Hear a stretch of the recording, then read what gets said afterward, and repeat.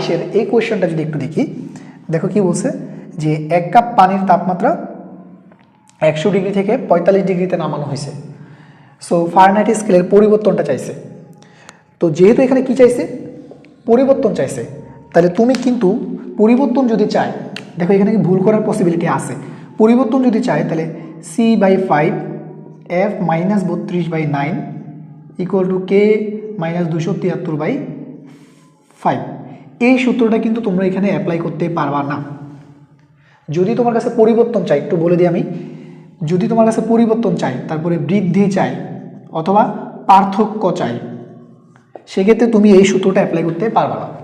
ঠিক আছে, কি বলছি, পরিবর্তন, বৃদ্ধি, পার্থক্য চাইলে এই সূত্র অ্যাপ্লাই করা যাবে না। তাহলে অনেকে কিন্তু ভুল করে এটা করে দিয়ে আসতে পারো।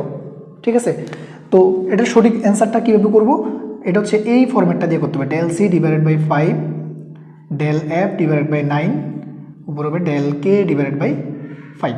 এটা হচ্ছে পরিবর্তন, বৃদ্ধি এবং পার্থক্য বের করার ফরম্যাট। ঠিক আছে, যদি তোমার প্রশ্নে পরিবর্তন, বৃদ্ধি, পার্থক্য বলে, তখন তোমরা এই ফরম্যাটটা দিয়ে করার ট্রাই করবা। তাহলে দেখো তোমাকে কি বলছে যে ফারেনহাইট স্কেলে পরিবর্তনটা বের করতে হবে। কিসে দেয়া আছে, সেলসিয়াস ফরম্যাটে দেয়া আছে। তাহলে আমরা লিখবো কি, del c/5 equal to del f/9।